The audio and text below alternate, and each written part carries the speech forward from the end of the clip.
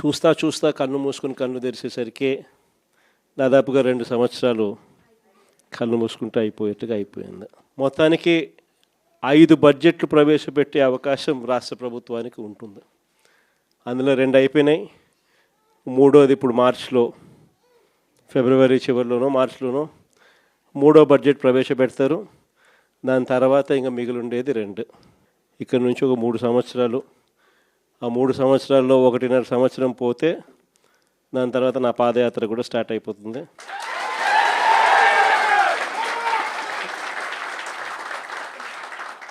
దాని తర్వాత మరో 1.5 సంవత్సరం నేను కూడా ప్రజలతోనే రోడ్ల మీదే ప్రజల్లోనే మమేకమవుతూ ఆ ప్రయాణం కొనసాగుతుంది.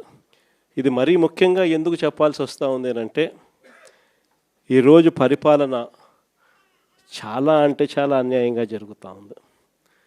రెడ్ బుక్ రాజ్యాంగంతో ఎక్కడా కూడా ఎవరినైనా కూడా ఏమంటే అది నేను చేసేయచ్చు అని ఖండకావరంతో ఈరోజు పరిపాలన సాగిస్తూ ఉన్నారు. పాలనంతా కూడా అబద్ధాలు, మోసాలు. ఆ అబద్ధాలు ఆడుతున్నావయ్యా, మోసం ఎందుకు చేస్తున్నావయ్యా అని చెప్పి గట్టిగా నిలదీస్తే రివర్స్ ఉల్టా కేసులు పెడతా ఉన్నారు. పోలీసులను పంపిస్తూ ఉన్నారు. పోలీసు వ్యవస్థ ఎప్పుడు చూడని విధంగా దుర్వినియోగం అయిపోయిన పరిస్థితులు మొట్టమొదటిసారిగా చూస్తూ ఉన్నాం. ఇవన్నీ కూడా ఈరోజు మనకు కనిపిస్తూ ఉన్నాయి. మరోవైపున పాలన ఎలా సాగుతూ ఉందని ఒకసారి చూస్తే, పాలనలో ప్రతి ఇంట్లో కూడా ఈరోజు చర్చనీయాంశంగానే ఉంది. ప్రతి ఇంట్లో కూడా ఈరోజు చర్చ జరుగుతూ ఉంది. జగన్ ఉన్నప్పుడే బాగుండేది, కనీసం ఆయన ప్రతి నెల ఏదో బటన్ నొక్కుతూ ఉన్నాడు, ఖచ్చితంగా మాట చెప్పినాడు, మాట ప్రకారం నిలబడ్డాడు. ఈరోజు జగన్ పోయాడు, చంద్రబాబు నాయుడు ఏమో బిర్యానీ పెడతానని మోసం చేశాడు, ఉన్న పలావు పోయింది, ఇప్పుడు బిర్యానీ కూడా పోయింది అని చెప్పి ఈరోజు ప్రతి ఇంట్లో కూడా చర్చనీయాంశం జరుగుతూ ఉంది. ఈరోజు నిజంగానే ప్రతి ఇంట్లో కూడా పోలికను చూస్తూ ఉన్నారు. ఆ రోజు ఇదే రాష్ట్రం, ఇదే బడ్జెట్, ఇదే పరిస్థితుల్లో అప్పుడు ఇంకా దారుణమైన పరిస్థితులు, కోవిడ్ వచ్చి 2 సంవత్సరాలు అతి దారుణమైన పరిస్థితులు ఉన్నప్పటికీ కూడా ఎప్పుడూ కూడా ప్రభుత్వ కష్టాలను ఎప్పుడూ ప్రజలకు చూపించి ఎప్పుడూ కూడా పథకాలను ఎగరగొట్టాలి అని చెప్పి ఏ రోజు మన ప్రభుత్వం ఎప్పుడు ఆలోచన చేయలే. మన కష్టాలు ఎన్నున్నా కూడా ముఖంలో చిక్కటి చిరునవ్వే మెయింటైన్ చేశాం.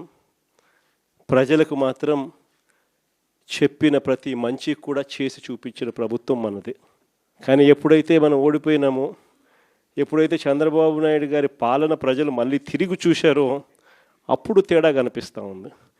జగన్ వల్ల మంచి జరిగింది, జగన్ ఎలా చేయగలిగినాడు, చంద్రబాబు నాయుడు ఎందుకు చేయలేకపోతా ఉన్నాడు, చంద్రబాబు నాయుడు అంత అబద్ధాలోడు, మోసం చేసేవాడు ప్రపంచ చరిత్రలో ఎవడు ఉండడు అని కూడా చెప్తా ఉన్నారు.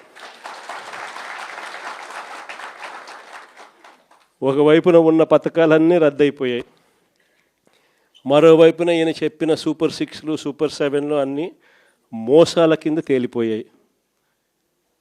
ఇంకొక అడుగు చూస్తే వ్యవస్థలన్నీ కూడా పూర్తిగా నీరు గారిపోయినాయి, నిర్వీర్యమైపోయినాయి.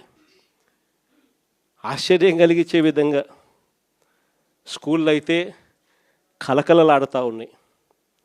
మన ప్రభుత్వంలో మొట్టమొదటిసారిగా స్కూల్ రూపురేఖలు మారాయి. దశాబ్దాలుగా ఎవడు కూడా పట్టించుకునే పరిస్థితి నుంచి స్కూళ్ళ రూపురేఖలు మారి ప్రైవేట్ వాళ్ళు కూడా గవర్నమెంట్ స్కూళ్ళతో పోటీ పడే పరిస్థితి ఎప్పుడు వచ్చింది అని అంటే అది కేవలం మన 5 సంవత్సరాల పరిపాలనలో మాత్రమే జరిగింది. గవర్నమెంట్ స్కూళ్ళల్లో పిల్లల్ని చేర్పించాలంటే ఎమ్మెల్యే చేత రికమెండేషన్ తీసుకొని పోయి, లెటర్లు తీసుకొని పోయి చేర్పించే పరిస్థితి నుంచి ఈరోజు గవర్నమెంట్ స్కూళ్ళల్లో ఏకంగా దాదాపుగా 9 లక్షల మంది పిల్లలు గవర్నమెంట్ స్కూళ్ళు మానేసిన పరిస్థితి ఈరోజు రాష్ట్రంలో కనిపిస్తూ ఉంది. స్కూళ్ళు నాశనం అయిపోయాయి. పెద్ద చదువులు చదువుతూ ఉన్న పిల్లలు ఫీజు రీయింబర్స్మెంట్ లేక 8 క్వార్టర్స్, జనవరి, ఫిబ్రవరి, మార్చికి సంబంధించిన క్వార్టర్ మామూలుగా ఏప్రిల్లో వెరిఫై చేసి మేలో ఫీజు రీయింబర్స్మెంట్ ఇచ్చేసేయాలి. ఒక క్వార్టర్ అయిపోతూనే, ఒక త్రైమాసికం అయిపోతూనే ఆ త్రైమాసికానికి సంబంధించి మన ప్రభుత్వ హయాంలో నెక్స్ట్ త్రైమాసికంలో పాత త్రైమాసికానికి సంబంధించిన డబ్బులు ఆ తల్లుల ఖాతాల్లోకి డబ్బులు పడేటివి వెరిఫికేషన్ కంప్లీట్ చేసుకొని. జనవరి, ఫిబ్రవరి, మార్చికి సంబంధించిన త్రైమాసికం ఆ క్వార్టర్ నుంచి ఎలక్షన్ కోడ్ మార్చి 16వ తారీఖు ఎలక్షన్ కోడ్ వచ్చింది, అక్కడ ఆగిపోయింది. అంతే, అక్కడ నుంచి ఈ నిన్న డిసెంబర్కు ఏకంగా 8 క్వార్టర్స్. ఒక్కొక్క క్వార్టర్కు పిల్లలకు ఫీజు రీయింబర్స్మెంట్ కింద 700 కోట్లు ఒక్కొక్క క్వార్టర్కు త్రైమాసికానికి డబ్బులు ఇవ్వాల్సి వస్తే 8 క్వార్టర్స్ అంటే 8 × 7 5,600 కోట్లకు గాను కేవలం 700 కోట్లు ఇచ్చినారు. 4,900 కోట్లు బకాయి. వసతి దీవెన కింద ప్రతి జనవరిలో 1,100 కోట్లు పిల్లలకు బోర్డింగ్ అండ్ లాడ్జింగ్ ఖర్చుల కోసం, ఇంజనీరింగ్ చదివే పిల్లలకు, ఇటువంటి చదువులకు, డిగ్రీ చదివే పిల్లలకు ప్రతి సంవత్సరం, ఇంజనీరింగ్ చదివే పిల్లలకైతే 20,000, పాలిటెక్నిక్ చదివే పిల్లలకు 15,000, ఐటీఐ చదివే పిల్లలకు 10,000, ఇలా ప్రతి సంవత్సరం కూడా క్రమం తప్పకుండా ఏప్రిల్ మాసంలో ప్రతి సంవత్సరంలో 1,100 కోట్లు మన ప్రభుత్వం జమ చేసేది. ఈ ప్రభుత్వం వచ్చింది ఏప్రిల్ 2024, ఏప్రిల్ 2025 2,200 కోట్లు బకాయిలు. ఈరోజు పిల్లలు చదువులు మానేసి ఫీజులు కట్టలేక పిల్లలు చదువులు మానేస్తూ ఉన్న పరిస్థితులు, తల్లిదండ్రులు ఇబ్బందులు పడుతూ ఉన్న పరిస్థితులు, చదువుల రంగం పూర్తిగా నాశనం అయిపోయి ఆంధ్ర రాష్ట్రంలో చదవాలి అని అంటే అప్పుల పాలయ్యే పరిస్థితిలోకి ఈరోజు రాష్ట్రంలో మన పిల్లలు కనపడతా ఉన్నారు. వైద్య రంగం గురించి నేను చెప్పాల్సిన పనిలా, ఆరోగ్యశ్రీ అనేది తెరమరుగైపోయింది. ఏకంగా నెలకు 300 కోట్ల రూపాయలు ఖర్చు అవుతుంది ఆ పథకానికి. ప్రతి పేదవాడికి, ప్రతి మధ్యతరగతి వారికి ఏకంగా 25 లక్షల దాకా ఉచితంగా పేదవాడికి వైద్యం అందించే పరిస్థితి మన ప్రభుత్వం. 3,300 ప్రొసీజర్లకు విస్తరించి 25 లక్షల దాకా ఉచితంగా పేదవాడికి వైద్యం అందిస్తూ, పేద మధ్యతరగతి వారికి వైద్యం అందిస్తూ మన ప్రభుత్వ హయాంలో ఆరోగ్యశ్రీని నాన్న ఈ లెవెల్లోకి తీసుకొస్తే మనం ఈ లెవెల్లోకి తీసుకుని పోయి నడిపించినాం. ఈ రోజుకి దాదాపుగా 20 నెలలు × 300 కోట్లు అంటే దాదాపుగా 6,000 కోట్లు. ఈ రోజుకి కూడా బకాయిలు ఎంత ఉన్నాయనంటే 4,000 కోట్లు పైచులకు ఈ రోజుకి కూడా బకాయిలు. నెట్వర్క్ హాస్పిటల్ బోర్డులు తిప్పేసాయి, పేషెంట్లను మేము చూడము అని చెప్పేస్తూ ఉన్నారు.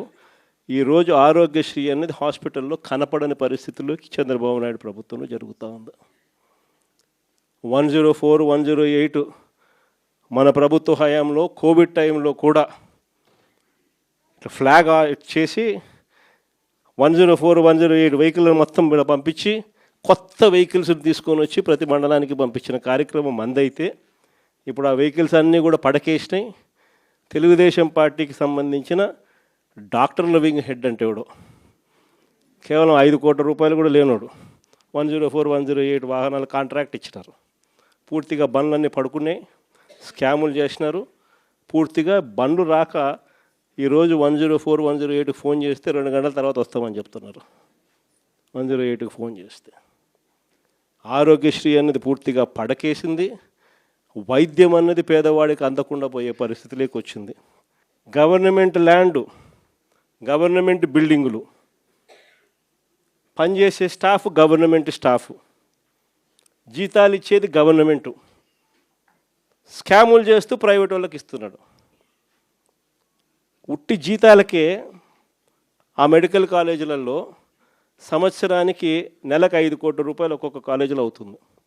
సంవత్సరానికి 60 కోట్లు, 2 ఏళ్ళకు 120 కోట్లు గవర్నమెంట్ మెడికల్ కాలేజు ప్రైవేట్ వాళ్ళకి ఇచ్చి చంద్రబాబు నాయుడు 120 కోట్లు వాళ్ళకి ఎన్నికిస్తాడంట.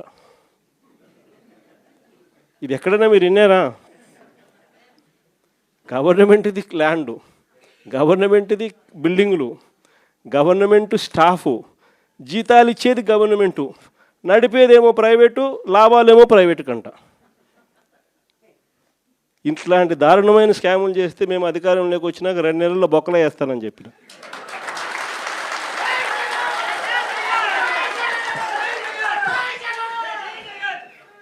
మనం ఎప్పుడైతే ఆ మాట చెప్పినామో అప్పుడు ఒక్కడు కూడా ఆ స్కాములు లేక మేము రాము, మాకు చంద్రబాబు నాయుడు ఈ కాలేజీలు వద్దు అని ఏకంగా చంద్రబాబు నాయుడుకి చెప్తా ఉన్న పరిస్థితులు మొట్టమొదటిసారిగా కనిపిస్తూ ఉన్నాయి. ఇంకా వ్యవసాయం గురించి నేను చెప్పాల్సిన పనిలా, ఏ పంటకు గిట్టుబాటు ధరలు రావడంలా, ఎక్కడ చూసినా దళారీ వ్యవస్థ, చివరికి ఎరువులు కూడా బ్లాక్లో కొనుక్కోవాల్సిన పరిస్థితులకి మొట్టమొదటిసారిగా రాష్ట్రంలో చూస్తూ ఉన్నాం. మన ప్రభుత్వ హయాంలో ఉన్న ఆర్బీకేలు ఈ పొద్దు తెరమరుగైనాయి. మన ప్రభుత్వం హయాంలో ఉన్న ఈ క్రాప్ వ్యవస్థ ఈరోజు నీరు గారిపోయింది. మన ప్రభుత్వ హయాంలో ఉచిత పంటల బీమా ఈరోజు కనపడకుండా పోయింది. మన ప్రభుత్వ హయాంలో ఉన్న సీజన్ ముగిసేలోగానే సీజన్లో జరిగిన నష్టాన్ని మళ్ళీ తిరిగి రైతులకు ఇస్తున్న ఇన్పుట్ సబ్సిడీ ఈరోజు కనపడకుండా తెరమరుగైపోయింది. చివరికి రైతులకు ఈయన ఇస్తానన్న అన్నదాత సుఖీభవ అని చెప్పి ఈయన ఇస్తానన్న కూడా మోసంగా తెగిపోయింది. సంవత్సరానికి 20,000, 2 ఏళ్ళకు కలిపి 40,000, ఇచ్చింది 10,000, 30,000 ఎగనామం. రైతుల పరిస్థితి ఈరోజు ఎందుకురా నాయనా చంద్రబాబుని తెచ్చుకున్నాము అనే పరిస్థితిలో ఈరోజు రైతులు బాధపడతా ఉన్నారు. మీరే చూడండి, వ్యవసాయం, చదువులు, విద్య, వైద్యం, ఈ 3 ఏ ప్రభుత్వమైనా కూడా తమ బాధ్యతగా నడిపే వ్యవస్థలు.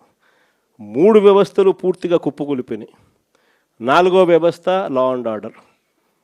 ఈరోజు రెడ్ బుక్ రాజ్యాంగంతో 4వ వ్యవస్థ పూర్తిగా దిగజారిపోయిన పరిస్థితిలోకి ఈరోజు కనిపిస్తూ ఉంది. మరి ప్రభుత్వంలో ఈయన ఉండేది ఎందుకు ఈయన ముఖ్యమంత్రిగా పరిపాలన చేస్తూ ఉన్నాడు?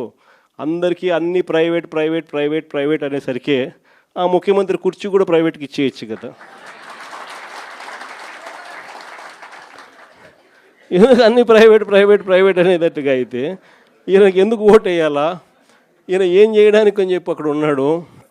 ఇలాంటి పరిస్థితుల్లో ఎవరైనా ప్రజలు ప్రశ్నిస్తే చంద్రబాబు నాయుడు గారికి అసహనం, వాళ్ళ మీద కేసులు పెట్టడము, వాళ్ళ మీద తనకున్న కోపాన్ని చూపించడము, ఇవన్నీ కూడా జరుగుతూ ఉన్నాయి. ఇలాంటి పరిస్థితుల మధ్య నిజంగా వైఎస్ఆర్ కాంగ్రెస్ పార్టీ ప్రజలకు తోడుగా నిలబడే కార్యక్రమం చేస్తూ ఉంది. ప్రజలకు ఏ కష్టం వచ్చినా, అక్క చెల్లెమ్మలకు ఏ కష్టం వచ్చినా, రైతన్నలకు ఏ కష్టం వచ్చినా, పిల్లలకి ఏ కష్టం వచ్చినా కూడా వాళ్ళందరి తరపున జెండా పట్టుకొని పోరాటం చేస్తూ ఉన్న పార్టీ ఒక్క వైఎస్ఆర్ కాంగ్రెస్ పార్టీ మాత్రమే. మిమ్మల్ని అందరినీ కూడా ప్రోత్సహిస్తూ జేపీకి కూడా మీ అందరి సహాయ సహకారాలు కావాలి. అందుకనే జేపీని కూడా తీసుకొని వచ్చి బాధ్యతలు అప్పచెప్పినాం. జేపీకి కూడా మనలోని ప్రతి కార్యకర్త కూడా జేపీని కూడా మన సొంత కుటుంబ సభ్యునిగా భావిస్తూ మనం అందరం కూడా తోడ్పాటు ఇస్తేనే తాను కూడా గట్టిగా నిలదొక్కుంటున్నాం.